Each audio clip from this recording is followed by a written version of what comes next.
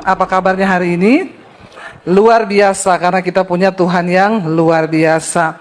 Baik, kita akan belajar sesuatu pada hari ini. Saya percaya bahwa Tuhan menginginkan kita ini semua punya iman yang murni di hadapan Tuhan, amin.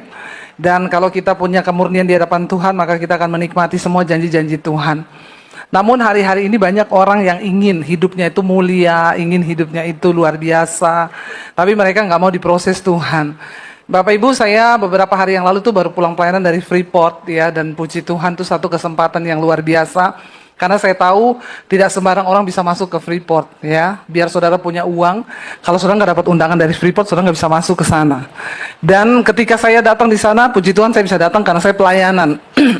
Lalu ditanyain, ibu mau lihat nggak ya, jalan-jalan lah di tambangnya Freeport. Jadi saya pergi, saya lihat. Ketika saya melihat itu banyak hal yang saya dapatkan Bapak Ibu ya, dan setiap firman Tuhan juga ternyata kenapa dikatakan emas itu mahal. Ya, emas itu berharga.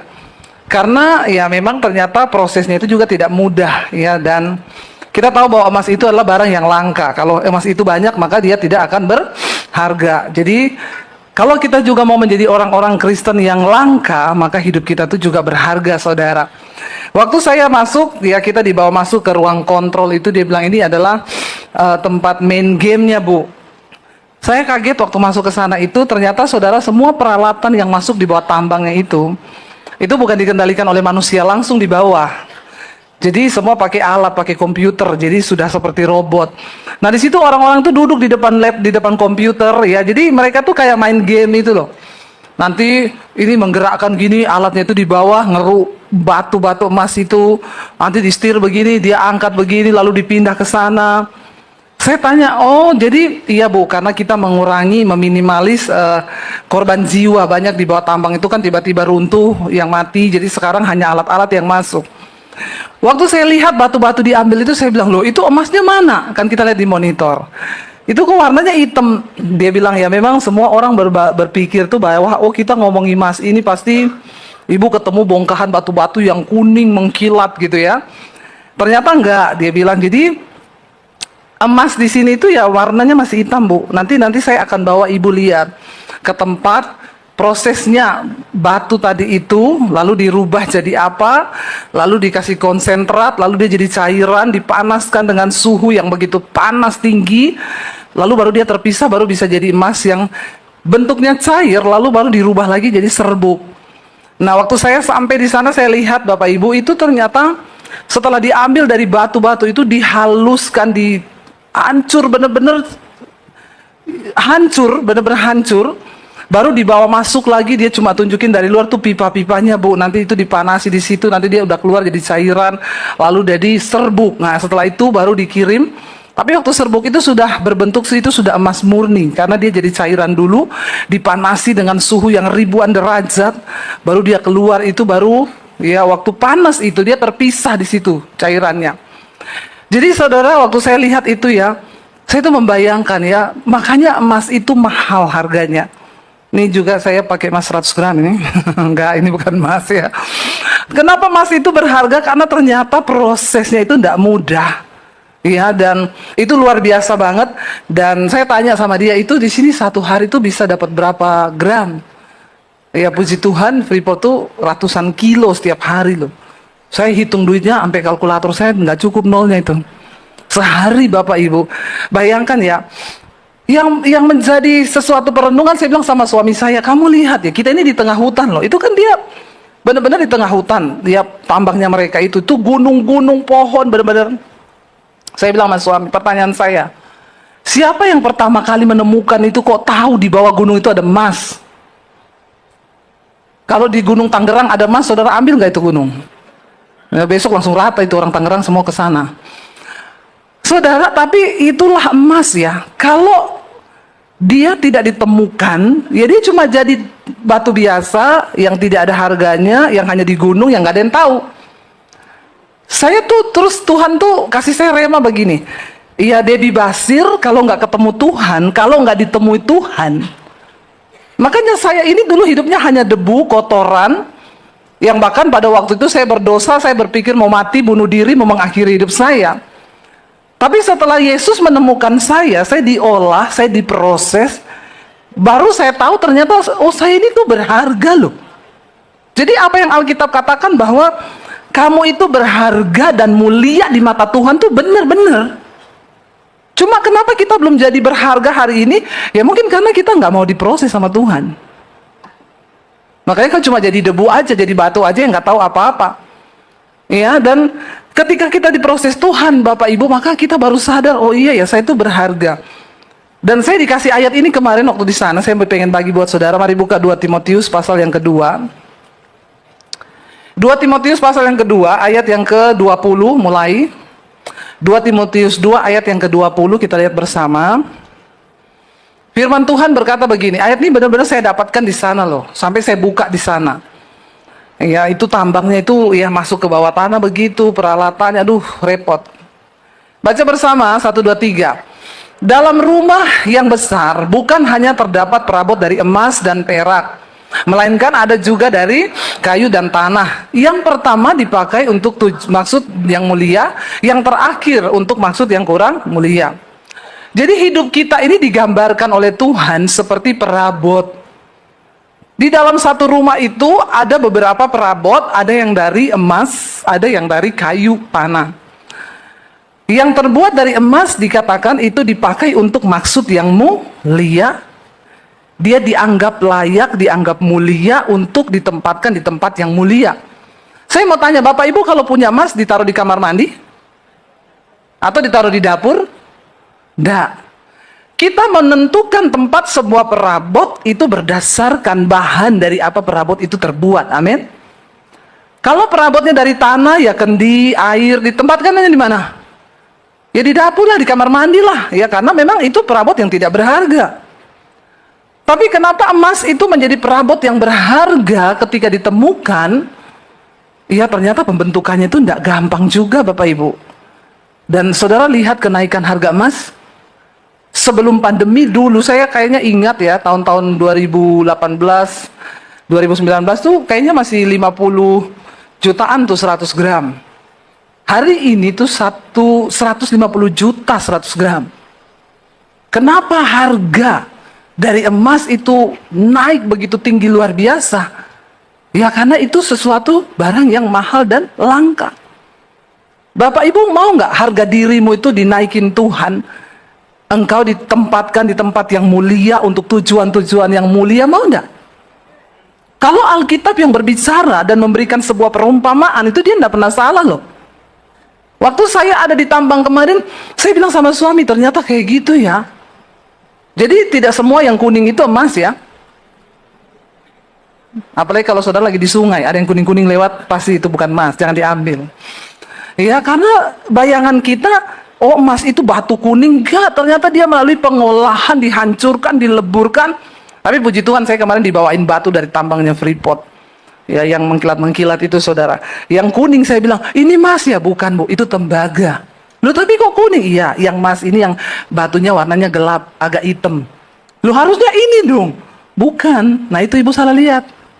Oh jangan tertipu Bapak Ibu.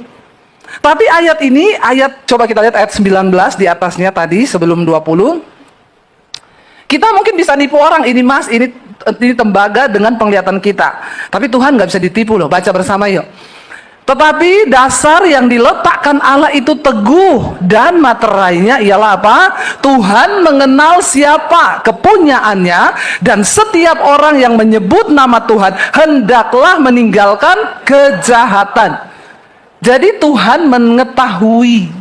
Kita tidak ketahui, saya pikir mas yang batu yang dikasih itu yang warnanya kuning, ini batu yang dari tambang emas, bukan Bu, itu tembaga.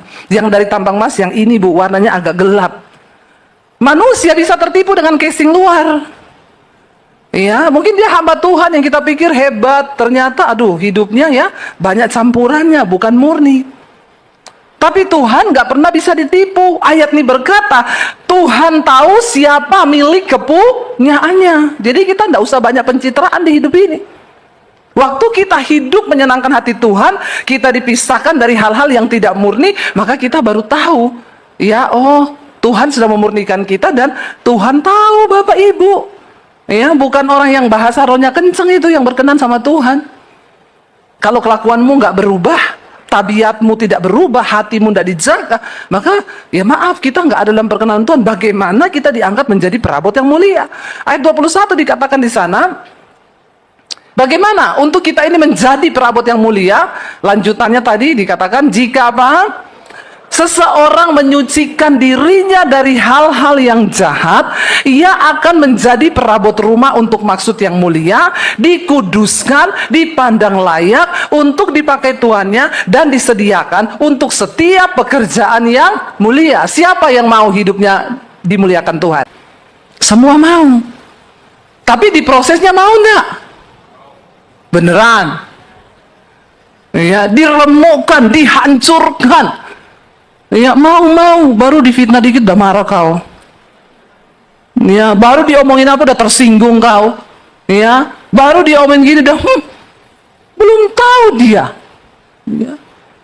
Saya enggak mau harga diriku diinjak-injak. Piro harga dirimu? Ya, enggak usah sok. Dimurnikan Tuhan, direndahkan, dihancurkan. Kalau emas itu bisa berteriak, batu itu bisa berteriak, dia akan marah. Apalagi ketika dipanaskan dalam suhu yang begitu tinggi untuk memurnikan, lalu ada cairan yang terpisah, yang emas benar-benar murni terpisah dari yang lainnya, tidak mendekat lagi.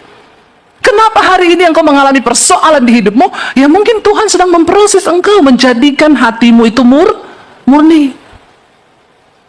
Mari kita menyadari Bapak Ibu, makanya kalau lagi ada dalam masalah, tidak usah merasa yang paling panas terprosesnya. Sering kali orang Kristen tuh begitu, Bu, saya ini udah nggak kuat, Bu, saya itu hidup sekarang mau bayar kuliah anak aja saya nggak mampu, saya mau bunuh diri, Bu Debbie. Dia merasa udah dia yang paling hebat penderitanya. Jadi saya tanya, Ibu sudah pernah dikejar debt collector? Belum, saya sudah, Bu. Oh iya ya, Ibu cuma bergumul nggak bisa bayar anak kuliah. Saya dulu bergumul untuk makan, Bunda punya duit saya. Tapi saya nggak pernah merasa saya yang paling berat di hidup ini, sebab saya menjadikan Kristus sebagai teladan saya. Kita semua dalam penderitaan kita belum sampai mencucurkan darah, amin. Ada di sini yang menderita sampai mencucurkan darah keringatmu? Nggak ada kan? Di dalam kelemahannya Kristus merasakan penderitaan kita sebagai seorang manusia. Makanya nggak usah merasa yang paling menderita, yang paling tersiksa. Ya, jadi mari terima semua proses hidupmu. Makanya kalau orang telepon, Bu, saya ini lagi masalah berat sekali begini, Bu. Puji Tuhan, Bu. Berarti kau dikasihi Tuhan. Kau sedang dimurnikan Tuhan. Karena semua orang akan mengalami prosesnya masing-masing. Dan sekarang bagiannya Ibu. Terima itu sebagai sesuatu yang memang diizinkan Tuhan untuk memurnikan. Mari kita lihat bersama 1 Petrus pasal yang pertama. Coba Bapak Ibu. 1 Petrus 1 ayat yang ke-6 sampai ayat yang ke-9. Jadi firman Tuhan itu berkata begini, waktu kita menerima Yesus sebagai Tuhan dan Juru Selamat kita, maka kita ini diberikan pengharapan, diberikan janji, diberikan segala sesuatu yang berharga, yang tidak dapat binasa, yang tidak dapat cemar, yang tidak dapat layu, itu Tuhan sediakan bagi kita. Tapi baca dulu ayat yang ke-6 tadi, 1 Petrus 1 ayat yang ke-6. Setelah kita menerima semua itu, kalau saudara baca di atas, dikatakan begini, bergembiralah akan hal itu, sekalipun apa? Sekarang ini kamu seketika harus berduka cita oleh berbagai-bagai pencobaan. Jadi semua orang yang percaya Yesus, ikut Yesus, bukan berarti hidup kita tidak ada masalah. Justru ketika kita mengenal Yesus dan sungguh-sungguh ikut Yesus, maka kita mulai masuk dalam pemurnian. Untuk apa Bapak Ibu? Pemurnian lewat masalah, persoalan yang kita hadapi itu. Baca ayat yang berikutnya. Apa maksud dari pencobaan itu? Maksud semuanya itu ialah apa? Untuk mengetahui, untuk membuktikan apa? Kemurnian imanmu yang jauh lebih tinggi nilainya daripada emas yang fana, yang diuji kemurniannya dengan api, sehingga kamu apa? Memperoleh puji-pujian dan kemuliaan dan kehormatan pada hari Yesus Kristus menyatakan dirinya. Amin. Jadi maksud semua pencobaan, masalah, proses hidup yang kita alami itu ternyata dikatakan maksudnya itu semua adalah untuk membuktikan kemurnian iman kita. Dan kemurnian iman kita itu dikatakan nilainya jauh lebih tinggi daripada emas yang fana. Jadi kalau emas sekarang 1 gram itu 1.500.000, 100 gram itu 150 juta. Emas yang murni yang kau punya dalam dirimu itu mungkin 1 miliar. Amin. Jadi yang nggak punya emas nggak usah bersedih, amin. Karena kau masih punya iman yang lebih berharga dari emas, amin. Tapi jangan cuma amin-amin toh. Kalau diproses dimurnikan Tuhan harus mau. Saya kemarin dapat kesaksian bagus di mesbah doa, dan ya saya yakinnya Tuhan itu mengirimkan kesaksian ini untuk meneguhkan khotbah hari ini. Jadi ada seorang ibu itu WA saya, Bu, saya mau bersaksi ya untuk kemuliaan Tuhan. Jadi begini Bu, saya itu hampir bunuh diri. Karena kenapa? Saya itu sudah hamil 2 kali keguguran. Tapi Bu, dulu saya dan suami itu tidak pernah mengandalkan Tuhan, tidak pernah menghormati Tuhan, tidak pernah melibatkan Tuhan. Kenapa? Karena kami ini punya uang, Bu. Jadi ketika saya nikah dan saya tuh nggak bisa hamil, kami berobat. Suami saya punya uang untuk berobat ke dokter yang mahal dengan obat-obatan yang mahal. Anak yang pertama ketika saya hamil, sudah berobat sama dokter, dijaga oleh dokter, tapi ternyata juga saya flek, lalu keguguran, dan anak itu harus dikeluarkan. Lalu karena kami punya uang, kami pindah ke dokter yang lebih mahal. Padahal yang lebih mahal itu belum tentu lebih baik, amin. Jangan tertipu, tapi orang kalau kaya kan ya begitu ya. Pokoknya yang lebih mahal itu lebih bagus. Ya, kadang-kadang orang itu makin kaya sih makin aneh-aneh ya. Saya berdoa supaya kita jangan seperti itulah ya. Ada orang kaya saudara, batuk sekali, Singapura. Padahal baru batuk sekali, Singapura. Banyak uang, takut salah dokter, langsung Singapura. Sampai di Singapura dokter bilang, ini ibu, bapak nggak ada penyakit nih. Nggak mungkin loh dok, saya itu batuk loh. Saya itu kalau malam sesak napas, tapi nggak ada penyakit. Nggak mungkin, pindah dia ke Penang. Karena banyak duit. Dokter Penang bilang nggak ada sakit Bu, Pak nggak ada sakit ini, cuma batuk biasa. Nggak mungkin loh, saya nggak ada sakit, amin nggak? Udah dibilang dokter nggak ada sakit, tetap dia bilang nggak mungkin loh. Jadi orang kaya itu memang cenderung aneh, agak lain gitu ya, agak lain memang. Sampai dia pindah ke beberapa dokter, semua dokter bilang nggak ada sakit. Lalu dia datang sama saya, masa Bu? Saya periksa ke Singapura, ke Penang, ke sini, dokter bilang nggak ada sakit. Saya bilang, ibu kayaknya memang ada sakit. Sakit apa? Sakit jiwa. Kau gila Bu, kau gila. Beda orang miskin, biar udah sesak napas, batuk-batuk, ke dokter, nggak usah. Dalam nama Yesus sembuh, sembuh. Karena nggak ada duit, jadi ya pakai iman saja kan. Jadi jangan ya nak ya, jangan kau jadi kaya terus kau jadi nggak beriman sama Tuhan. Kayak kesaksian ini. Dia bilang, Bu, saya ini Kristen, Bu, tapi saya tidak pernah berdoa, tidak pernah mengandalkan Tuhan, tidak pernah melibatkan Tuhan. Ada model orang-orang Kristen model begini, ada ya? Jangan angkat tangan ya Bapak Ibu. Lalu ngapain lu jadi Kristen kalau hidup itu kayak begitu?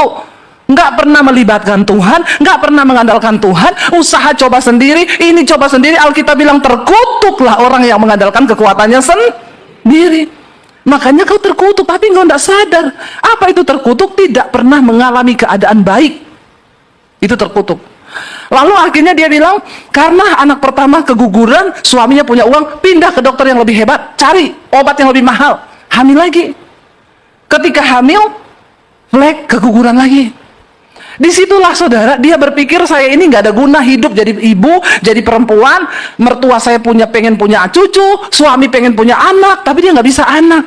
Lalu dokter bilang di dalam kandungannya ada virus, yang kalau dia hamil, virus itu pasti membunuh bayinya. Disitulah dia pikir, mending saya mati, saya bunuh diri. Orang kalau nggak ngerti pemurnian Tuhan, maka bunuh dirilah dia. Nggak jadi mas, malah bunuh diri. Akhirnya dia bilang ketika dia stres, dia putus asa, dia mau bunuh diri, dia iseng gini, ini mungkin waktunya aku nih cari Tuhan. Lalu dia putar YouTube, dia mau cari lagu rohani. Ya. Ketika dia dengar lagu rohani, dia bilang, khotbah saya lewat. Judulnya dosa yang tidak terampuni. Dia kliklah khotbah saya itu. Ternyata di situ saya berkata, ada dosa yang tidak terampuni menurut firman Tuhan, yaitu dosa menghujat Roh Kudus. Apa itu menghujat Roh Kudus? Roh Kudus itu roh penolong yang mengingatkan kita kan dosa. Kalau Roh Kudus tegur kita dari dosa dan kita nggak mau bertobat, itu namanya kita tuh menghujat Roh Kudus. Marah-marah terus sama Roh Kudus, tobat lo, tobat lo, tobat lo. Nggak mau tobat. Itu kau menghina Roh Kudus. Lalu dia sadar, waktu dia dengar khotbah saya, dia bilang, Bu, saya seperti ditelanjangi, saya sadar, Bu, saya inilah orangnya, Bu, saya ini pemarah, tukang tersinggung, kepahitan, berantem dengan suami, kalau ribut dengan suami berhari-hari saya nggak mau bicara. Apalagi suruh minta maaf, tidak ada dalam kamus saya, walaupun saya tahu itu saya yang salah. Bayangkan ada suami hidup model dengan istri model begini, saya yakin itu juga suaminya stres pasti. Ditambah lagi nggak bisa punya anak. Lalu akhirnya dia bilang, ketika saya dijamah Tuhan lewat khotbah ibu, dari situ setiap hari saya dengerin khotbah ibu. Banyak hal yang Tuhan ubahkan dari hidup saya. Ternyata selama ini saya itu beriman, tapi iman saya itu jauh dari Tuhan dan tidak murni. Lalu ketika dia berubah, pertobatan itu berjangkit. Karena dia berubah, suaminya pun berubah. Ya iyalah, kenapa suami juga jadi jengkel, jadi pemarah? Karena ada istri yang bikin jengkel, amin, ibu-ibu. Amin nggak bapak-bapak? Semangat bapak-bapak bilang amin ya. Kenapa suami marah-marah? Karena ada istri yang bikin marah-marah. Nah, seketika istri bertobat, walaupun dia tidak salah, sekarang dia minta maaf sama suaminya. Suaminya melihat perubahan itu, lalu suaminya pun ikut bertobat. Mereka berdua cari Tuhan. Mereka tidak lagi menyalahkan Tuhan dengan keadaan diri mereka. Sampai akhirnya ketika mereka sama-sama mencari Tuhan, mertuanya bilang, kamu tak bawa ke dukun sini. Ada dukun yang bisa bikin orang hamil. Kamu cuma minum air yang dibaca, sama nanti perutmu dipegang-pegang, kamu pasti hamil, karena sudah banyak yang begitu. Dia bilang, saya nggak mau mah, karena kehidupan itu berasal dari Tuhan, bukan dari dukun. Lalu suaminya juga marahin mamanya, jangan mah, kita tidak mau. Bagi kita sekarang, kalau Tuhan mau kasih kita anak, itu tidak ada yang mustahil. Tapi Tuhan gak kasih anak pun, Tuhan tetap baik buat kami. Itu iman yang dimurnikan, amin. Ketika hidup mereka dipulihkan, mereka bahkan sudah tidak bisa menyalahkan Tuhan dengan keadaan apapun. Lalu saudara, mereka udah pasrah. Istrinya bilang, waktu kami bertobat, Bu, keadaan saya tetap sama. Virus itu mengakibatkan saya ini menstruasi tidak teratur, bahkan hanya sedikit sekali. Jadi kalau nggak teratur sedikit, ya itu sudah biasa. Memang dia tahu ada virus. Tiba-tiba dia nggak menstruasi sebulan, lalu dia periksa ke dokter, dan dokter bilang, selamat ya, kamu hamil sudah 4 minggu lebih. Ternyata sebulan lebih dia hamil. Tapi ketika dia hamil, dia mulai diintimidasi iblis. Jangan seneng dulu, karena dulu pun juga kamu hamil 2 kali, tapi keguguran pendarahan. Lalu dia mulai berdoa dalam nama Tuhan Yesus. Aku percaya Tuhan, kalau ini benih dari Tuhan, maka kehidupan itu berasal dari Tuhan. Setiap malam dia dengar mesbah doa, setiap kali saya berdoa untuk yang pengen hamil, diberi keturunan ilahi, dia tumpang tangan di perutnya. Dan iblis nggak tinggal diam, tapi Tuhan turut bekerja untuk imannya ini dimurnikan. Tiba-tiba dia flek ketika umur berapa bulan kandungannya. Setan bilang, gugur, pasti dibuang. Dia bilang, aku percaya Tuhanlah sumber kehidupan. Dia nggak seperti dulu cari dokter mahal, cari obat mahal. Hello saudara, tidak semua hidup ini bisa diatur dengan uangmu. Karena kita butuh kuasa Tuhan yang melampaui segala-galanya di dunia ini, amin. Akhirnya dia berdoa dengan suami, tiap malam berdoa tumpang tangan perutnya. Dulu mereka tidak pernah melakukan itu. Dan dia bilang gini, Ibu, terima kasih. Ya, saya juga berterima kasih pada Tuhan Yesus yang sudah banyak mengubahkan hidup saya lewat khotbah-khotbah Ibu. Dan hari ini ketika saya menulis kesaksian saya ini, anak kami sudah lahir, sekarang sudah umur 4 bulan, Ibu. Dan Tuhan itu adalah sumber segala-galanya. Bapak Ibu, coba kalau dia nggak mengerti proses Tuhan, coba kalau dia nggak mengerti pemurnian, ya, ketika Tuhan murnikan segala amarahnya dibuang, segala kepahitannya dibuang, berantem jangan. Ada di sini yang berantem sama suami nggak bicara hari-hari? Ada? Jangan angkat tangan. Saya baptis ulang saudara, saya rendam 20 menit. Supaya kau buka mata langsung di rumah Bapa di sorga. Ya, bertobat. Buat apa kita jadi Kristen kalau kita ini imannya nggak dimurnikan, bercampur. Punya iman iya, najis homo jalan terus, lesbi jalan terus, selingkuh jalan terus, terikat film porno jalan terus, marah jalan terus, kepahitan jalan terus. Bertobat loh Bapak Ibu. Tuhan nggak bisa menemukan sesuatu yang berharga dalam dirimu. Dan ayat ini dengan jelas berkata, maksud semua pencobaan yang kita alami dalam hidup kita ini sehari-hari, maksud dari semuanya itu untuk menunjukkan kemurnian imanmu yang harganya itu jauh lebih tinggi daripada emas yang fana di dunia ini. Katakan, biar hari ini Tuhan temukan sesuatu yang berharga di hidupmu. Dan ayat tadi kita sudah baca, dibilang Tuhan tahu siapa milik kepunyaannya. Waktu Tuhan tahu nilai dirimu itu di mana, maka orang mungkin berusaha menurunkan engkau, merendahkan engkau, mengusir engkau dari posisimu hari ini. Hei, Tuhan tahu siapa milik kepunyaannya, dan Dia akan mengangkat hidupmu. Ingat nggak ketika kisah Daud, ketika Tuhan berfirman kepada Samuel, Samuel, kamu pergi ke rumah Isai, karena ada seorang anak laki-laki Isai yang akan aku angkat menjadi raja menggantikan Saul. Lalu Samuel datang ketemu Isai, besok tolong semua anak laki-lakimu berdandan rapi, datang ke sini karena ada satu orang di antaranya saya akan urapi jadi raja. Lalu Isai panggil semua anak laki-lakinya malam harinya. Besok kalian semua pakai baju rapi, pakai baju prajurit ya. Kita akan datang ke satu upacara dan Samuel Nabi akan mengurapi salah satu dari kamu. Sudah diatur, Eliab kamu pakai baju ungu. Lalu Daud datang, "Pak, aku besok pakai baju apa? Kecuali kau.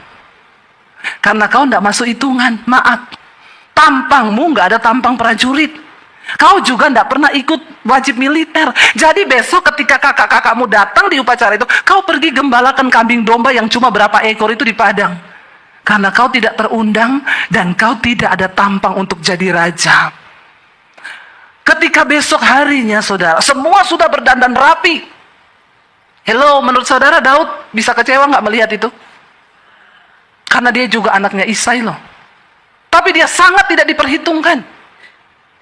Kalau Gen Z hari-hari ini digituin, udah bunuh diri lompat dia dari apartemen itu. Ya, Gen Z di sini, dengar baik-baik ya, kau punya Tuhan. Kau berjuang bersama dengan Tuhan. Jangan cuma tingkatkan skillmu, otakmu, tapi tingkatkan imanmu menjadi iman yang murni di hadapan Tuhan. Amin. Karena Tuhan bisa angkat siapapun engkau hari ini. Walaupun kau di mata manusia tidak dipandang. Daud tidak punya keahlian sebagai seorang prajurit yang harus menjadi standar untuk dia menjadi raja di Israel. Ketika Samuel datang, maka Isai suruh anak laki-lakinya lewat. Waktu Eliab kakak Daud lewat, langsung Samuel terpesona dan berkata, "Pasti ini." Samuel bilang, "Pasti ini gila, keren banget, ganteng, memang tampang raja prajurit banget." Waktu dia berpikir begitu, Tuhan bilang, "Samuel, aku sudah menolak dia. Sebab manusia melihat dengan apa yang di depan mata, tapi aku Tuhan yang melihat hati." Lewat satu lagi, lewat semuanya Tuhan bilang, "Tidak ada." Samuel bingung. Dia tanya, "Isai, ini semua sudah anakmu?" Tapi kok tidak ada satupun yang dipilih Tuhan? Masih ada nggak anakmu? Perhatikan, ayahnya sendiri mencoba menyembunyikan anaknya yang juga lahir dari kandungannya sendiri, saudara. Supaya dia nggak patut berbuat seperti itu. Sebab Daud juga punya hak untuk dipilih Tuhan. Tapi dia sembunyikan Daud di padang. Tapi dengar baik, Tuhan mengetahui siapa milik kepunyaannya. Dimanapun engkau sedang disembunyikan oleh orang, waktu Tuhan lihat hatimu itu berkenan, Dia cari engkau, Dia panggil engkau, dan Dia beri kedudukan yang luar biasa. Lalu Samuel berkata, "Tidak mungkin, Tuhan tidak pernah salah. Ada satu lagi anakmu, mana dia?" Lalu Isai bilang, "Aduh kasihan deh, itu tidak masuk hitungan, tidak akan, tidak bakal. Dia itu nggak pernah jadi prajurit, dia itu cuma menggembalakan kambing domba di padang, tampangnya nggak ada tampang prajurit." Lalu Samuel bilang, "Kita tidak akan duduk makan memulai acara ini sebelum dia dipanggil datang ke sini. 1000 tangan manusia mencoba menutup pintu bagimu. Walaupun orang berusaha menutup engkau dan menyembunyikan engkau dimanapun engkau berada. Waktu kau menjadi sesuatu yang berharga di mata Tuhan. Waktu kau punya iman yang murni di mata Tuhan. Ya, saya nih dulu saudara, di blacklist, dihina, dipermalukan. Foto saya ditayangkan di gereja. Suami saya dituduh pencuri keyboard di gereja. Kami cuma bisa menangis di hadapan Tuhan. Dan berkata, "Tuhan, kami tidak punya kekuatan apa-apa untuk melawan orang-orang yang selalu terlalu tinggi di depan kami. Tapi kami cuma punya Tuhan. Dan Tuhan tahu mengangkat orang-orang yang sepertinya ditutup oleh manusia." Lalu akhirnya Isai bilang, "Baik kalau begitu, kami akan panggil dia." Tidak dicerita di situ Daud pulang mandi dulu, ndak. Nggak dicerita Daud ganti baju dulu, ndak. Mungkin juga dia datang dengan baju yang seadanya, lusuh di pandangan manusia, semua akan melihat, "Siapa ini?" Tapi ketika Tuhan memandang engkau layak, Bapak Ibu. Waktu Samuel melihat Daud, yang mungkin di hatinya Samuel juga berkata, aduh ini nggak banget ya. Tapi Tuhan berkata, berdiri, angkat tabung tandukmu, urapi dia dengan minyak. Sebab manusia melihat apa yang di depan mata, tapi aku Tuhan melihat hati dan imannya. Amin, saudara. Kenapa yang terjadi? Daud diurapi hari itu. Satu bagian kita hari ini, ayo kejar Tuhan. Ayo kejar perkenanan Tuhan. Dikatakan maksud dari semua ujian yang kita alami, pencobaan yang kita alami itu adalah untuk membuktikan kemurnian iman kita. Bapak Ibu dengar baik, pencobaan, ujian dalam hidup kita itu semua ada time limitnya. Ada waktu selesainya. Dan kapan selesainya itu, cepat atau lambatnya tergantung cara kita berespon. Kalau kau salah berespon, mungkin hari ini kau bisa tolong dirimu untuk menjawab semua masalahmu. Tapi itu akan terulang kemudian kalau kau tidak berespon sesuai dengan rencana Tuhan. Beresponlah dengan baik. Ibu yang keguguran-keguguran terus, setelah hidupnya berubah, karakternya dirubah, dia dimurnikan, ada kedagingan yang harus ditanggalkan. Saudara pikir gampang untuk bisa minta maaf selama ini dia nggak pernah minta maaf walaupun dia salah. Tapi ketika Tuhan proses dia, walaupun kau nggak salah, minta maaf, itu dihancurkan Bapak Ibu. Ego kita turunkan. Mungkin ada air mata di sana yang berkata, Tuhan, aku tuh suamiku loh yang salah. Kenapa aku harus minta maaf?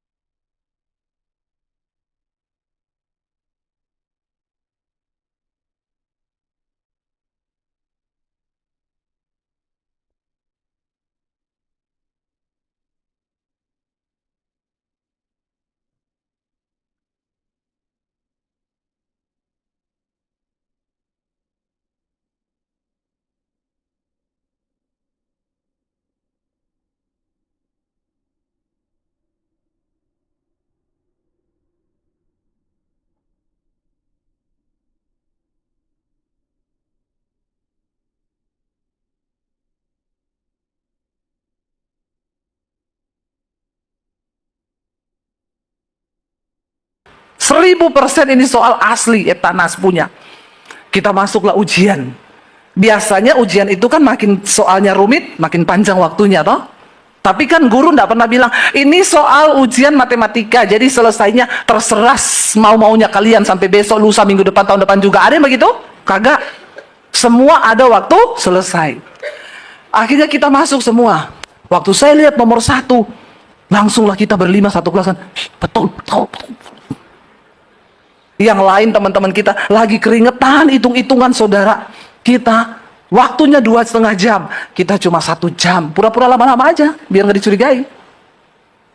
Kita isi, jangan dibenerin semua loh, kasih ada yang salah lah biar nggak dicuriga. Isi kita keluar duluan, yang lain gini, udah keluar. Karena sudah tahu. Begitu selesai ujian, bel berbunyi. Tiba-tiba mobil polisi patroli masuk ke sekolah. Makanya jangan coba curi kunci jawaban saudara dengan menghalalkan segala cara. Kami sudah curiga, ada polisi datang ke sekolah. Ya Tuhan, semoga bukan kita yang diam, tenang. Lalu dipanggillah pakai toa dari atas kantor. Yang bernama Debbie Basjir. Ini 5 orang kami. Tolong segera menghadap kepala sekolah di kantor. Waduh, udah pasti deh ini kita datang. Kalian tadi malam ada beli soal Eptanas yang bocor?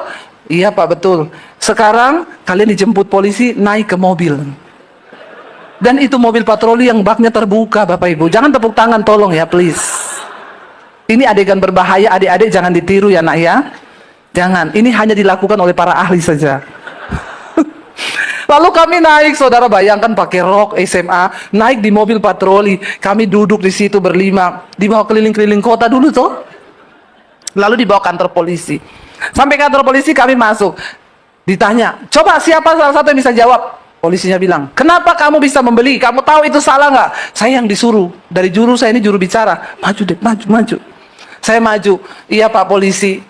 Kenapa kamu beli? Kenapa kamu tahu itu salah kamu lakukan? Saya balas gini, seandainya Pak polisi jadi kami.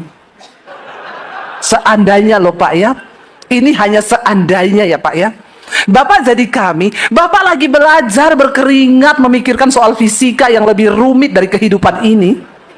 Terus Bapak ditawari kunci jawaban, membeli beberapa ratus ribu, itu tahun 90-an loh Bapak. Bapak bisa melakukan itu, kira-kira apa yang Bapak lakukan? Terus polisinya gini, iya juga sih. Ini yang salah bukan kalian sih. Iya Pak, kami ini juga korban. Polisinya bilang, tapi kenapa kamu mau? Ya coba Bapak begitu. Akhirnya, ya sudah kamu pulang. Telepon orang tuanya satu-satu. Ya memang sih saya pulang di rumah dihajar saudara babak belur sama papi saya karena bikin malu toh. Tapi saudara ini sudah mengalami berapa kali kami direndahkan, berapa kali kami difitnah. Saya cuma nangis sama Tuhan. Saya cuma bilang, Tuhan, apa yang kau mau dari hidupku? Murnikan. Kalau engkau memurnikan, silakan Tuhan, suka-sukamu. Tapi hari ini saya melihat ada begitu banyak pekerjaan mulia yang Tuhan sediakan di depan kami. Bagaimana perkara-perkara besar Tuhan nyatakan dalam pelayanan kami. Apa yang tidak pernah kita pikirkan, Tuhan sediakan. Tapi kuncinya satu, engkau harus mau diproses dan dimurnikan seperti emas itu. Amin. Karena nilainya itu jauh lebih tinggi daripada emas yang murni. Itu iman saudara dan saya. Waktu kau punya iman, kau bisa dapatkan semuanya. Saya selalu bersaksi, itu bangun sekolah misi. Tuhan taruh visi di hati saya, bangun sekolah Alkitab misi. Sekolahkan anak-anak yang tidak mampu. Saya bilang, Tuhan, saya ini siapa? Saya ini bukan orang kaya. Uangnya dari mana? Tuhan bilang, aku tidak cari orang kaya. Aku tidak cari orang yang pintar. Aku cuma cari orang yang punya kemurnian iman. Kau bilang mau tidak? Iya mau Tuhan. 7 bulan saudara, sekolah berdiri di atas tanah 4.500.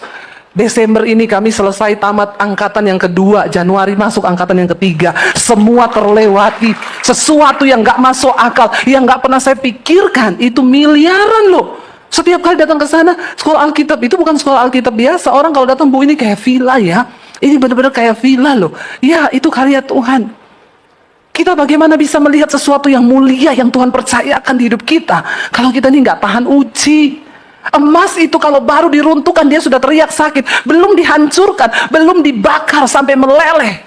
Kalau dia sudah lari, dia nggak akan pernah menyadari bahwa dia itu berharga. Hari ini saya berdoa buat saudara, biar Tuhan murnikan kita dengan api yang panas mungkin. Mungkin kau sedang difitnah keluargamu. Mungkin engkau sedang mengalami sesuatu yang tidak enak hari ini. Terima semua itu sebagai bagian proses dari Tuhan. Tidak usah protes. Tapi rendahkan dirimu di bawah tangan Tuhan yang kuat. Kalau sudah tiba waktunya saudara, tidak ada seorang pun yang bisa menutup pintu berkatmu. Disembunyikan dimanapun engkau, Tuhan akan cari engkau untuk dia promosikan dan dia percayakan hal-hal yang luar berharga dalam hidupmu. Amin. Kalau hari ini saudara kehilangan keluarga, saudaramu atau anakmu, ya sudah, kita harus kembali kepada firman Tuhan. Meninggal itu tidak ada seorang pun yang tahu umur berapa. Ya. Tapi Bu, anak saya masih muda Bu. Ya kemarin teman saya, ya saya syok saudara. Baru mamanya angkat foto. Akhirnya selesai juga nak kamu kuliah. Bulan Maret ini mau wisuda. Setelah 2 minggu kayaknya angkat foto anaknya meninggal. Umur 20 tahun. Rasanya tidak mudah menerima kenyataan itu. Tapi saya bilang Bu, ya untuk segala sesuatu itu ada waktunya. Tapi kenapa masih muda Bu, dan anak saya itu anak manis. Dia itu tidak neko-neko, hidupnya lurus. Bahkan akhir-akhir ini dia aktif pelayanan di gereja, dia bikin renungan untuk youth. Kenapa bukan anak-anak yang berdosa, yang narkoba itu yang mati? Kita kan berpikirnya begitu. Tapi ingat Alkitab bilang Tuhan itu nggak berkenan pada kematian orang fasik, tetapi pada pertobatannya. Makanya saudara kan sering bilang, orang tuh kok kalau jahat nggak mati-mati. Bener nggak? Orang baik itu kok cepat matinya ya? Ya karena Tuhan nggak berkenan sebenarnya pada kematian orang fasik. Dia inginkan pertobatannya. Kalau orang itu belum mati berarti dikasih kesempatan untuk tobat. Saya bilang, ibu bersyukur anak ibu meninggal takut Tuhan, benar-benar udah siap tuh, udah enak banget. Orang yang meninggal sejak hari ini dalam Tuhan itu enak saudara. Udah nggak mikir perang-perang, bener nggak? Ya, ini katanya banyak tanya, ibu ini mau perang dunia ya Bu? Saya juga tidak bisa memprediksikan. Tapi kalau perang dunia Indonesia ikut nggak? Piala dunia aja nggak ikut. Ya, tetapi ya udahlah, nggak usah dulu mikir yang sampai sejauh itu. Saya bilang sama Bapak Ibu itu, puji Tuhan Bapak Ibu tahun ini rugi. Kenapa? Buktinya cari saya kan. Cari pendeta, cari hamba Tuhan, cari Tuhan. Coba kalau enggak, bablas terus itu. Jadi ayat yang ke-6 berkata, ayat yang ke-5, ada waktu untuk membuang batu, ada waktu untuk mengumpulkan batu, ada waktu untuk memeluk, ada waktu untuk menahan diri dari memeluk, ya. Tapi jangan bapak-bapak terus ketemu siapa-siapa memeluk. Ya, Alkitab bilang ada waktu untuk memeluk. Yang dipeluk istrinya aja, Pak, amin. Jangan peluk istri orang. Ya. Ada waktu untuk ayat 6, mencari. Ada waktu untuk mencari, ada waktu untuk membiarkan apa? Nah, ini. Jadi kalau rugi sekali-sekali tidak apa? Gantian sama yang lain, amin. Nggak usah stres, nggak usah takut, nggak usah gelisah. Sesekali kita tuh dilatih. Semua waktu di hidup ini adalah proses pembelajaran. Waktu kita bergembira, kita belajar untuk bersyukur sama Tuhan, kita belajar untuk menerima bahwa semua yang kita miliki ini dari Tuhan. Waktu kita bersedih, itu juga adalah sebuah pembelajaran. Kita tahu bahwa di dalam kesusahan pun Tuhan tidak akan meninggalkan kita. Ya, jadi perlu saudara, ada waktu untuk mencari, ada waktu membiarkan rugi loh, membiarkan rugi. Ada waktu untuk menyimpan, ada waktu untuk membuang. Yang simpen duit, jangan disimpan terus, sesekali dibuang, amin. Oh, malah ketawa. Dipikir saya ini bercanda loh. Ada waktu untuk menyimpan, ada waktu bersimpan duit, tapi ada waktu juga untuk menabur. Itu membuang artinya, menabur. Jangan pelit saudara, orang kikir itu nggak masuk sorga. Ada istri-istri yang cubit suaminya, tuh denger tuh. Kamu tuh pelit banget, nggak mau menabur. Orang itu kalau menabur pasti menuai. Percaya firman Tuhan itu ya dan amin. Tapi saudara pelit, Alkitab berkata ada yang menghemat secara luar biasa, tapi semakin berkekurangan. Ada yang menyebar dengan luar biasa, tapi bertambah kaya. Ini prinsip firman Tuhan. Ada waktu engkau menyimpan uang, tapi ada waktu juga untuk membuang, artinya menabur. Jangan disimpan terus saudara. Nanti berkarat, berjamur. Sekarang orang pada kebingungan. Saudara bayangkan yang di Rusia mau tarik duit nggak bisa. Karena diblok sama Amerika saudara. Jadi mau tarik duit di ATM itu bingung loh. Bayangkan loh, saudara mau punya duit berapa aja di bank, mau ditarik nggak bisa, bagaimana coba? Di mana tempat aman kita menyimpan harta? Di sorga. Tapi sedikit yang mau ngomong. Di mana tempat aman kita menyimpan harta? Ya, karena ngengat dan karat tidak memakannya. Bagaimana Bu caranya menyimpannya di sorga? Menabur. Engkau lihat orang yang berkekurangan, beri. Saudara nggak bakal miskin ngasih sembako sama orang yang miskin. Bilang amin. Lihat tetanggamu yang berkekurangan, lihat saudaramu yang berkekurangan, lihat keluargamu yang berkekurangan. Saya ada sih Bu tetangga saya, tapi orangnya nganyel kayak tenan. Males. Justru engkau menabur sama orang yang begitu itu, engkau menimbun bara api di atas kepalanya. Dia akan melihat Yesus dalam hidupmu. Nabur itu nggak usah lihat orangnya baik atau tidak. Tabur-tabur aja, amin.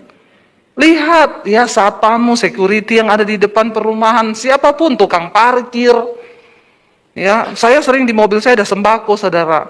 Jadi kalau saya lewat ada orang yang berkekurangan, ya kita berhenti ngasih. Nggak apa-apa, kita nggak bakal miskin. Coba praktekin. Tapi ada yang bilang, tapi kan saya belum kaya Bu. Nanti aja kalau sudah kaya baru menabur. Kalau engkau sudah punya roh pelit, sampai kaya pun akan tambah. Tepuk tangan. Tepuk tangan buat yang pelit-pelit. Biar bertobat. Orang kikir nggak masuk surga, saudara. Di waktu-waktu kesulitan ini, coba banyak menabur. Itu prinsip kerajaan Allah. Itu prinsip sorga. Ya, saya pernah dulu mengalami saudara. Sama suami waktu di Solo. Tiba-tiba ada orang ketok-ketok pintu jam 10 malam. Terus saya bilang sama suami saya, aduh tamu jam 10 malam, ini mesti emergency nih. Kita kan udah mau tidur. Saya bilang suami, buka dulu pintu. Siapa ya? Dibuka suami saya.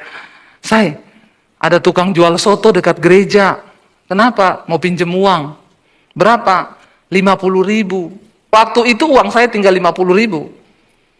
Zaman dulu nih, ya waktu zaman masih perintisan, belum jadi YouTuber. Nggak usah tepuk tangan. Ya, uang tinggal 50.000, ada yang pinjam 50.000. Kalau saudara jadi saya bagaimana? Jujur, dikasih atau tidak? Jawabannya semua manusiawi, tidak alkitabiah. Saya bilang sama suami, orang kok yo pinjam 50 loh, mbok bagi dua, 25. Bener nggak? Saya tanya, buat apa? Besok anak saya susunya habis lagi. Dia bilang, anaknya demam, mau dibawa ke puskesmas malam ini, mau periksa, nggak punya uang. Ya udah, kasih aja. Suami saya bilang gini, kalau kamu ngomong iya, tak kasih loh. Kalau kamu ngomong tidak, ya tidak. Pokoknya aku terserah kamu, kata suami saya. Karena kan imanmu itu yang kuat. Memang biasa bapak-bapak itu nggak kuat iman. Kenapa? Karena laki-laki selalu pakai logika. Makanya survei membuktikan yang paling banyak kena stroke itu bapak-bapak. Karena semua dipikir. Padahal ukuran otak laki-laki itu lebih kecil daripada ukuran otak perempuan. Ya, udah otaknya kecil, semua ditaruh di sini, memorinya full, jebol.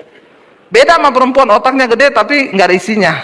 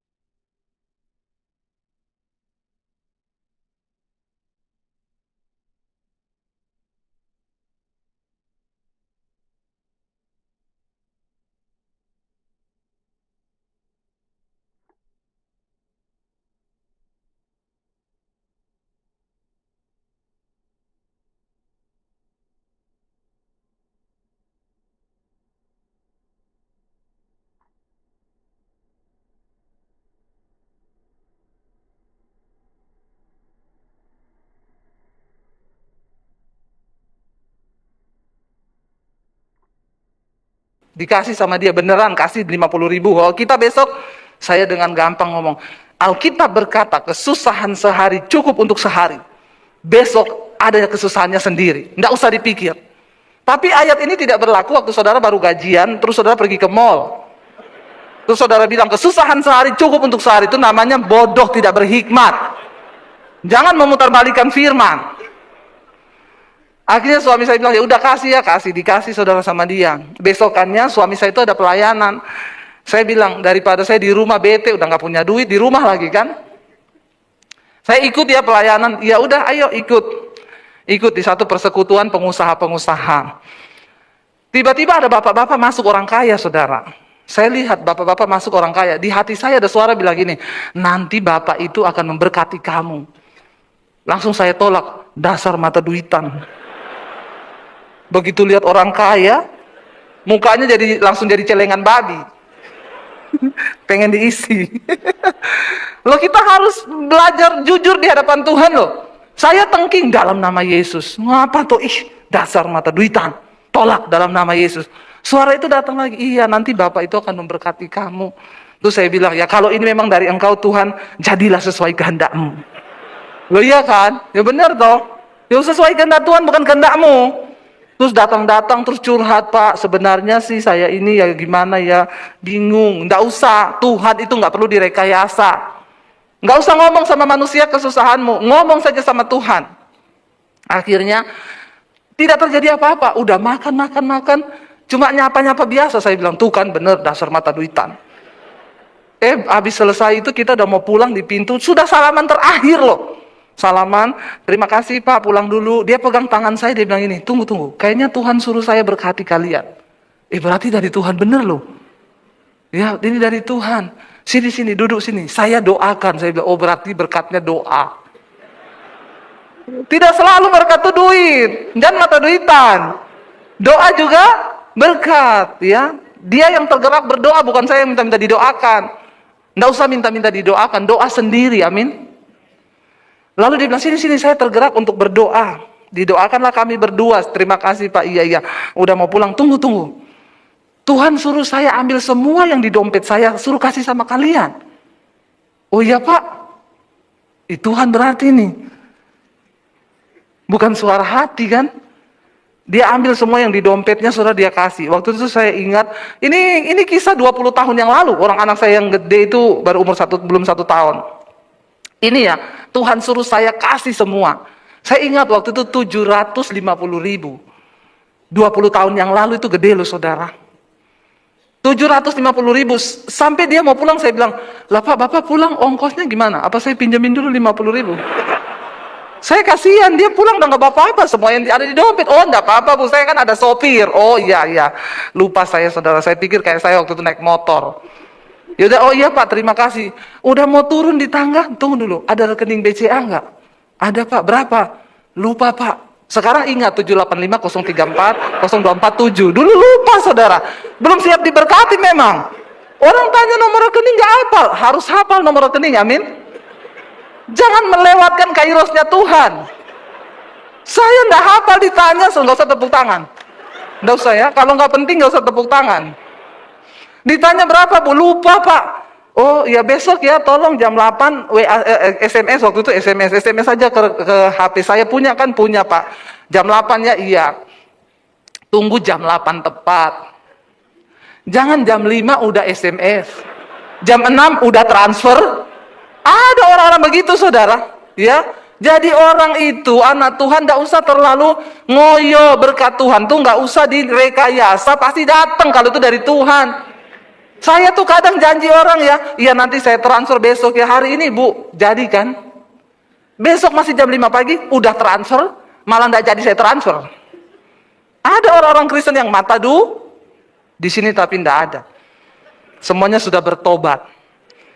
Jam 8 saya kirim, ini nomor rekening saya, kemarin kan Bapak minta, dia balas, oh iya. Terus jam 10, belum ada kabar. Belum juga kirim bukti transfer, ya sudah lah ya, mungkin dia lupa. Tiba-tiba dia telepon, Ibu sekarang di mana? Lagi di jalan sama suami, bisa mampir ke BCA enggak? Oh iya, di BCA mana? Di BCA sini. Oke, saya kasih cash aja, ada yang mau saya sampein juga. Kita datang. Dia pegang amplop coklat, dia bilang, ini Tuhan loh. Saya tuh enggak pernah loh kayak gini, tapi ini Tuhan. Iya, kenapa Pak? Jangan terima kasih sama saya ya, sama Tuhan saja. Ini ada uang 10 juta, 20 tahun lalu loh. 10 juta, zaman sekarang 10 juta masih gede nggak? Kecil. Buat saudara 10 juta kecil. Buat saya gede loh itu. Gede ya? Oh, saya pikir kecil. Ini ada uang 10 juta dari Tuhan. Terima kasih sama Tuhan. Tuhan suruh saya memberkati kalian. Saya nggak tahu kenapa, tapi Tuhan bicara. Jadi saya terima saudara. Jadi hari itu total dia memberkati kita 10.750.000. Dia bilang, luar biasa iman kalian ya. Kalian itu kenal lama saya tapi nggak pernah curhat, nggak pernah minta uang, nggak pernah pinjam uang. Saya adalah hamba Tuhan yang pantang untuk pinjam uang. Minta ke siapapun pantang. Engkau punya Tuhan yang hidup, dia sanggup. Kenapa engkau tidak pernah mengalami mujizat? Karena engkau selalu mengandalkan manusia.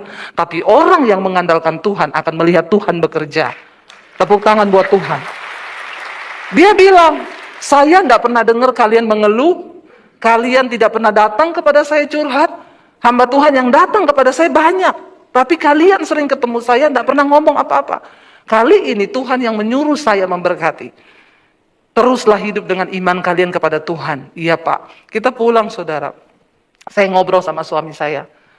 Seandainya tadi malam itu mungkin kita tidak kasih itu orang pinjam uang 50.000. Kita tinggal punya 50, dipinjam 50. Bukankah Alkitab berkata, jangan salah. Siapa tahu orang yang datang kepadamu itu adalah jelmaan malaikat. Di mana Tuhan sedang menguji hatimu. Saya bilang, kalau tadi malam kita mungkin tidak kasih, kita tidak akan lihat mujizat hari ini. Tuhan melihat sikap hati kita. Akhirnya saudara ya, dari situ kita melihat, iya ya, itu cara kerja, prinsip kerajaan Allah itu bekerja begitu. Nanti pulang dari sini cari-cari orang, siapa yang mau pinjam 50.000, 50.000, 50.000. Saudara, makanya jangan jadi orang pelit. Hari ini, Tuhan percayakan kami bukan 10 juta. Ada begitu berkat yang melimpah. Dan setiap hari saya bangun bertanya, Tuhan, siapa yang harus saya tabur hari ini? Pendeta mana? Hamba Tuhan mana? Ini saya ngomong gini, nanti ada yang dengar di YouTube, pendeta masuk WA ke saya semua. Bu, saya butuh, Bu. Saya bilang berdoa. Ya, benar saudara, kita harus andalkan Tuhan. Siapa yang ada waktu menyimpan, ada waktu membuang hidup ini. Ya, hiduplah sesuai firman Tuhan supaya hidupmu diberkati. Saya ini bukan cuma berteori, saya sudah mengalami. Makanya saya bisa khotbah kepada saudara. Tuhan itu hidup, dia nyata. Ayat yang ketujuh, ada waktu untuk merobek, ada waktu untuk menjahit, ada waktu untuk berdiam diri, ada waktu untuk berbicara. Jadi ibu-ibu ada waktu untuk berdiam, jangan bicara terus ibu-ibu, amin. Kayak saya ini kan saya khotbah hari ini 4 kali. Saya khotbah 4 kali, saya di mobil diam terus, suami saya yang ngomong.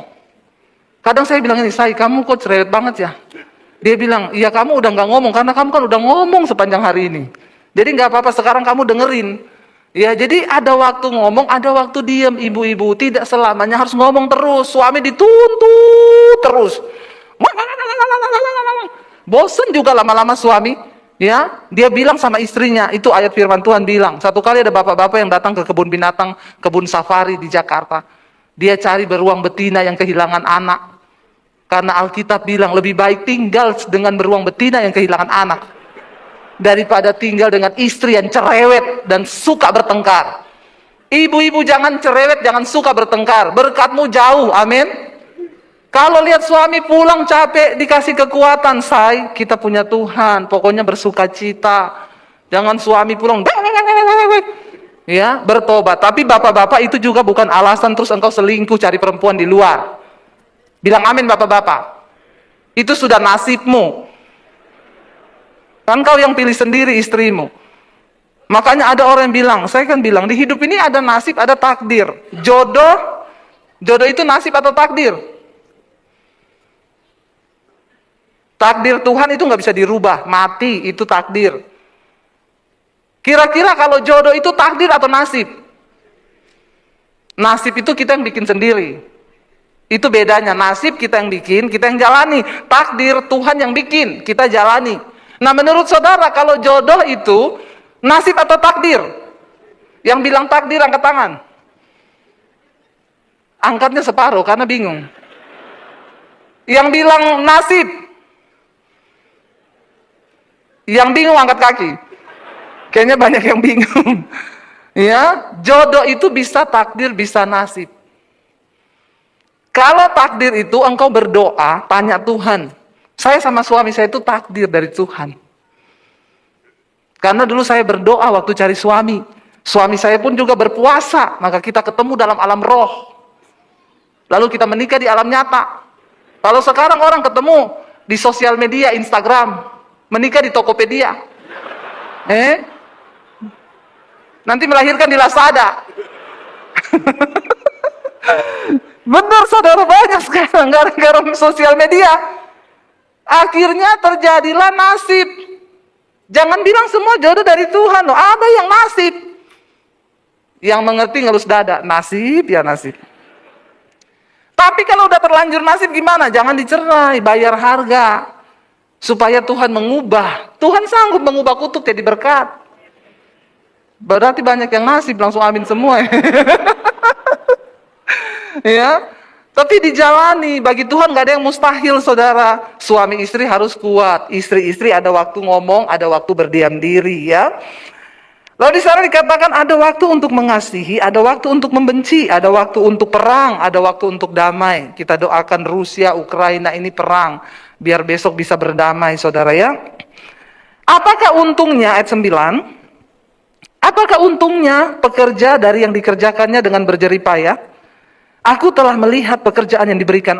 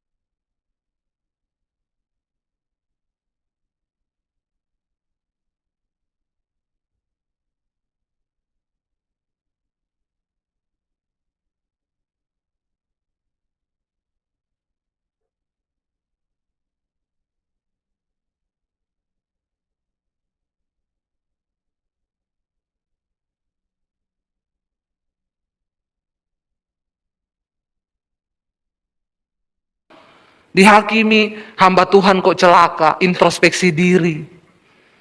Karena rancangan Tuhan, bukan rancangan kecelakaan. Orang Kristen itu kan pinter potong-potong ayat. Dia nggak baca konteksnya dulu. Saya tertuduh waktu itu, iya kenapa Tuhan meninggalkan saya? Kenapa Tuhan nggak tolong saya? Saya tidak bisa menyelami. Ya waktu itu mobil kami Honda Freed, hancur 80% dari asuransi nggak diganti. Tuhan kasih saya mobil baru, Innova yang terbaru waktu itu. Orang yang ngomong introspeksi diri itu WA, Bu, ternyata Tuhan luar biasa ya. Ibu tabrakan karena mau diganti mobil yang lebih bagus. Jadi saya bilang, Ibu mau ganti Mercy terbaru? Saya doakan masuk di bawah kontainer. Ya itu orang kalau picik saudara pikirannya. Waktu orang begini dihakimi. Ketika orang gini, dia bilang, ternyata ya. Lah kalau ibu mau saya doakan sekarang Bu, Mercy terbaru. Berapa M itu? Tapi di bawah kontainer. Kadang-kadang kita tidak bisa menyelami apa yang sedang Tuhan lakukan. Makanya ketika engkau sedang menangis, ada proses, jangan buru-buru salahkan Tuhan, salahkan orang lain. Bisa jadi itu bagian dari proses Tuhan, mau mengangkat level imanmu. Sebaliknya kalau engkau sedang diberkati, jangan terlalu senang. Siapa tahu itu juga cara iblis untuk menjatuhkan kita, berjaga-jagalah. Ya di sini dikatakan saudara, kita tidak tahu apa yang dilakukan Allah. Waktu manusia nggak ada yang tidak tahu, tidak dapat menyelami pekerjaan yang dilakukan Allah dari awal sampai akhir. Ada orang yang suaminya saudara masih muda. Kemarin ada ibu-ibu telepon saya, Bu Debbie, malam ini saya nonton mesbah doa, saya nangis nggak bisa berhenti, benar-benar merasa kehilangan suami saya. Suami saya masih muda, umur 40 dipanggil Tuhan, Bu. Suami saya yang tiap hari ngajarin saya firman, dia yang ngajarin saya ikut mesbah doa ibu. Kenapa Tuhan panggil dia, Bu? Saya terima konseling dari yang lain, ibu-ibu. Bu, suami saya ini penjudi, pemabok, kenapa enggak mati-mati ya, Bu? Dia dulu udah tabrakan tapi enggak mati loh. Bagus kalau mati sekalian loh, Bu. Kan enggak ada yang bisa menyelami pekerjaan Allah. Saya juga cuma bilang sama ibu itu, Bu, yang pasti Tuhan lebih tahu yang terbaik. Kenapa, Bu? Enggak ada tanda-tanda. Tidur, bangun pagi udah ngorok. Saya bangunin, saya pikir tidur. Kok sudah jam segini belum bangun kerja, ngorok. Saya bangunin. Ternyata dibawa ke rumah sakit sudah tidak ada, meninggal, Bu. Saya terpukul, apa maunya Tuhan, Bu? Saya bilang tidak ada seorang pun yang dapat menyelami pekerjaan Tuhan. Bagian kita hanya menerima dan tetaplah percaya bahwa Tuhan sudah merancangkan semuanya. Suami ibu sudah bahagia sekarang. Memang tidak terselami saudara.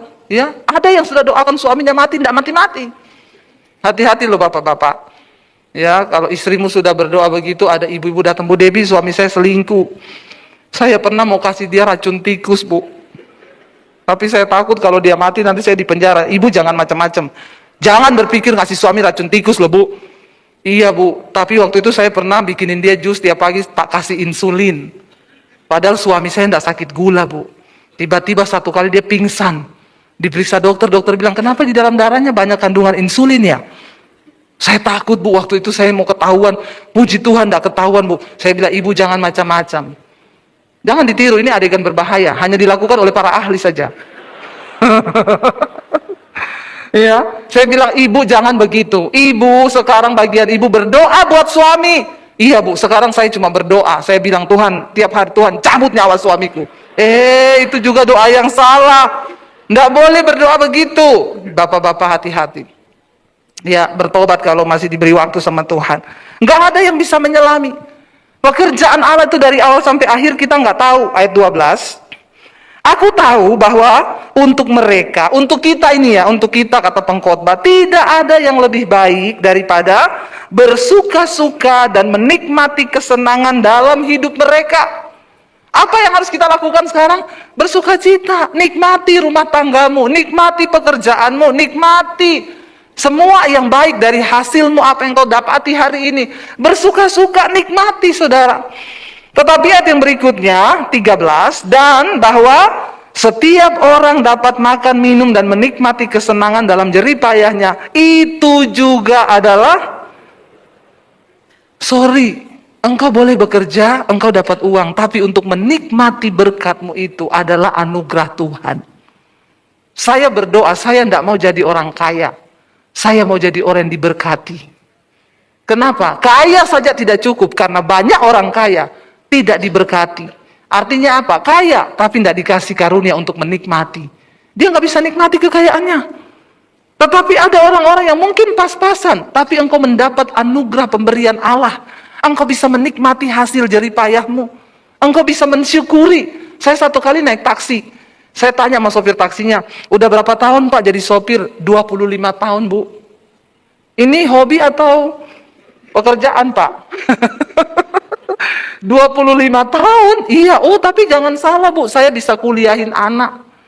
Sekarang anak-anak saya sudah berhasil, mereka dapat pekerjaan yang bagus. Saya prinsipnya Bu, saya bekerja, saya dapat uang yang halal. Saya kasih makan anak istri uang yang halal, dan mereka bisa sekarang kuliah. Yang penting kan cukup Bu. Ada loh orang begini saudara. Ini orang yang diberkati. Saya ketemu ada pengusaha kaya raya, makan sama saya, lagi makan. Halo, iya bagaimana itu? Makanya kamu saya udah bilang tadi itu bagaimana nih? Tutup bunyi lagi. Halo, itu kan kemarin saya udah, itu orang cari dulu di sana. Lagi mau makan. Halo. Kayaknya lebih bahagia sopir taksi. Bener nggak? Akhirnya saya bilang sama dia, Pak maaf ya saya harus ngomong sama Bapak. Bapak ini kaya tapi tidak diberkati. Jadi Bapak berdoa, jangan jadi orang kaya Pak. Minta jadi orang yang diberkati. Seperti gambaran yang saya bikin, yang punya villa sama penjaga villa. Yang lebih bahagia yang mana? Penjaga villa. Penjaga villa, anaknya berenang di villa, istrinya goreng pisang, suaminya ngopi. Bayar listrik ditransfer yang punya villa. Plafon rusak Pak, plafon rusak. Berapa biayanya? 5 juta. Saya transfer besok cariin tukang ya. Padahal yang nunggu yang penjaga villa, yang nikmati kolam renang, yang makan pisang goreng, yang punya villa di Jakarta cekot-cekot, dikejar pajak. Jadi siapa yang lebih menikmati? Hello saudara, maaf. Untuk engkau bisa menikmati hidupmu dan jerih payahmu, engkau butuh anugerah Tuhan. Saya tidak sedang berbicara kaya atau miskin. Kita harus mendapat perkenanan Tuhan untuk bisa menikmati hidup ini. Yang terakhir, ayat 14 di sana dikatakan, belum yang terakhir. Yang kedua terakhir. Aku tahu bahwa segala sesuatu yang dilakukan Allah akan tetap ada untuk selamanya. Ia tidak dapat ditambah dan tidak dapat dikurangi. Allah berbuat demikian supaya apa? Manusia takut akan Dia. Saudara, apa yang sudah Tuhan tetapkan itu nggak bisa dikurangi, nggak bisa ditambahi. Itulah takdir yang harus kita jalani di dalam hidup. Kenapa Tuhan membuat semua seperti itu? Bahkan kita tidak bisa menyelami apa yang akan dikerjakan oleh Tuhan. Tuhan berbuat demikian supaya kita ini hidup takut akan Dia. Bagaimana kita bisa menikmati segala hal yang bisa Tuhan berikan? Hanya ketika kita hidup takut akan Tuhan. Orang yang hidupnya takut akan Tuhan, dia bisa menikmati segala hal di dalam damai sejahtera bersama Tuhan. Dosa itu adalah pencabut damai sejahtera dalam hidup manusia. Mau sekaya apapun orang, kalau ada dosa di dalam diri yang dia tutupi, tidak akan mungkin dia berbahagia. Mari kita menghormati Tuhan di dalam hidup ini dengan cara apa? Takut akan Tuhan. Hanya takut akan Tuhan yang akan membawa hidup kita berbahagia. Bahkan engkau melihat ada hal-hal yang tidak disangka akan Tuhan bukakan bagi hidupmu. Siapa yang bisa menyangka saudara? Ya, siapa yang bisa tahu apa yang akan terjadi ke depan? Jangan berputus asa karena keadaanmu. Lakukan bagian kita apa? Hidup takut akan Tuhan. Waktu kita hidup takut akan Tuhan, Tuhan melakukan bagiannya. Apa sih takut akan Tuhan? Buang dosamu. Yang selingkuh-selingkuh bertobat. Yang homo-homo